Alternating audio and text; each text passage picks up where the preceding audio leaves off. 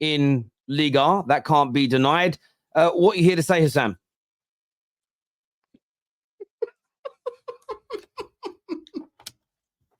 That was a clown. Oh my God. Hey. Isn't this beautiful, Dio? Isn't this just such a beautiful day?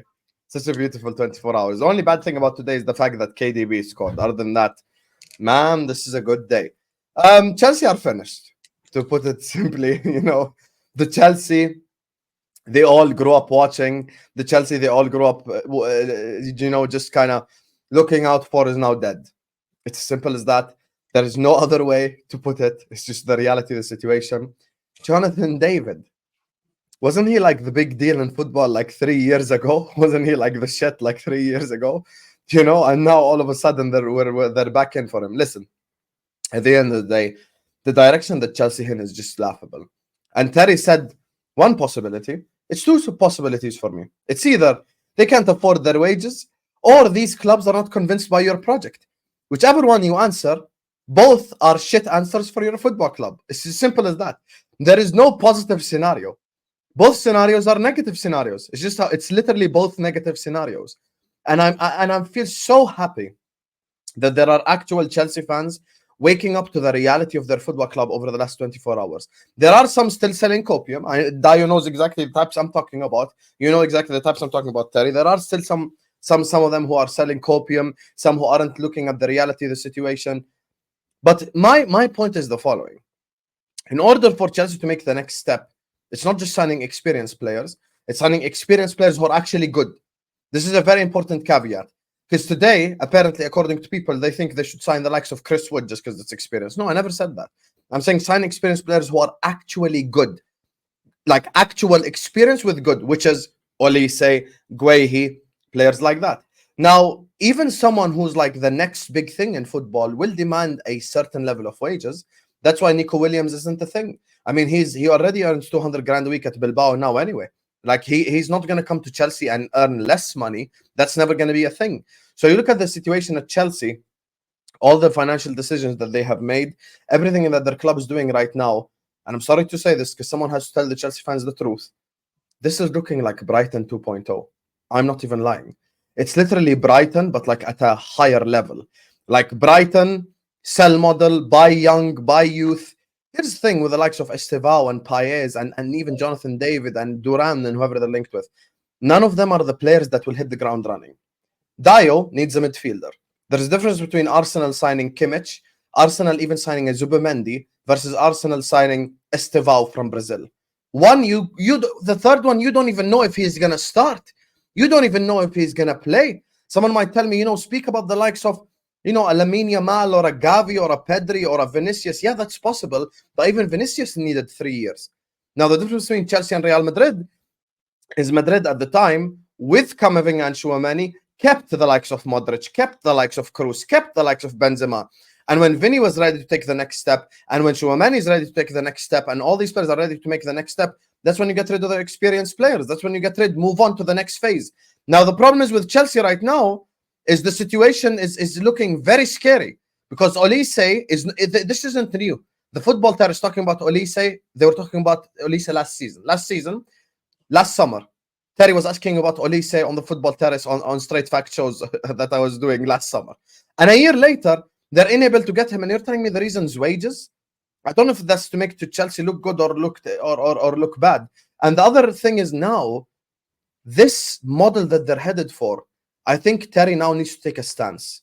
Any Chelsea fan that comes on the football Terrace and talks about top four, talks about winning trophies, talks about, taking the next step, Terry just need to slap him in the face or remove him from the stream because there is no other solution at this point because it's just pure delusion. I'm so sorry. So do you know what you said there about the wages at the end? I think the proof's going to be in the pudding. So the Chelsea fans are hugely divided online. And I hear the arguments on all ends. Does that make sense? Ches came on last night and said, I don't think it is the money. I think it's the player just said no to us. And I respect the honesty of that you're just saying somebody rejected you. But then you see the story today that they've pulled away from the Nico Williams conversation because the wages are too high. the players they're looking to sign are not going to be Jonathan David is not going to be demanding over £200,000 a week. I don't think he's of that level. You look at this young Kellerman that's coming in now. That's just again, there's two sides to that deal. It's either a PSR stunt, which, by the way, most of the clubs that are on that list of PSR troubles are sort of doing exchanges with each other, or you genuinely believe in him. And if you are believing in him, then again, you're not going to be paying him huge wages. I then look at it and go, well, that seems more about money than Paul. I don't think Chelsea have lost their Paul. Now, that doesn't mean they won't get rejected by a player, because all teams get rejected. Real Madrid, Liverpool, Man United, all in our pomp, have been rejected by players. But I don't see there being this walking away this early in deals. That seems more to me like they are taking a stance as a club to not bring people in on that kind of money. Now, it remains to be seen whether or not, if Enzo kills it, if Caicedo kills it, if Madueke gets to the level and then says, right, look, I'm the best winger in the league. All the other wingers of my level and below are earning 250, 300, 350, 400K. I want the same. If Chelsea then turn around to them, because what a lot of Chelsea fans say is we're just not going to pay new players that money, but we'll reward people with that money when they deserve it.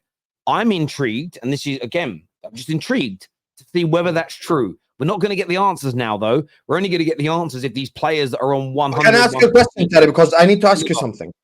Dio, sorry, I know you want to speak about this, but I have to ask Terry this, because Terry is someone who's fair about all football clubs. He has agendas every now and then. He has banter every now and then. But to most part, he always has an objective conversation. Terry, what's the end game? This is genuine. I just want someone to answer this. What's the end game? And bro, that's where, and some Chelsea fans won't appreciate me saying this. And if Arsenal fans that have watched the Football Terrace long enough go back to when I started Fan Park Live, and I was working with UFF and AFTV, and I remember Fan Park Live used to go out on like 7 or 8 different channels simultaneously at the same time. And I got into rows of Arsenal fans. Were like, Terry, why do you care so much about us moving on Wenger and improving our club? I said, because I don't like all of our clubs in England are built by the working class man and woman and local communities. And I love the fact that we've gone global and people from all around the world, you two are prime examples, enjoy our sport and enjoy our culture. And I think most cultures enjoy other people enjoying their culture. Do you know what I'm saying? Like, if I go online and I show people I'm eating a bowl of jollof rice from Nigeria, Nigerians would love that. Do you know what I mean? It's like people like their culture being shared, right? So I do care about how other football clubs are run, because it's an important part of my country, and I care about it, right? So the end game, I don't know. The end game is, some Chelsea fans don't think they're going to try and flip all these players and sell them on and keep the wages low and make it a profitable business and sell it. Something they're genuinely trying to make success. I don't know what the end game is. But I'm concerned because there's a comment here that says you guys are speculating on half information. I understand your opinion. We are talking about what Chelsea are saying. Chelsea have briefed the press saying they have a wage cap of 150. Chelsea have breached the press saying, generally speaking, we're only signing players under 25. Chelsea Football Club have briefed the press twice in 24 hours saying they are not prepared to pay the wages of Nico Williams and Elise. But all season, Chelsea fans and rivals alike have said players of their ability and above are needed. So the problem is, if you're not signing that ability or above because you don't want to pay the wages, I worry for Chelsea genuinely getting better. I really worry. Nothing you've said is positive. That's the funny part. Nothing I've said is what? Nothing that you've said. The report because right now, listen. I'll be honest with Chelsea fans, and we're going to go to Dio.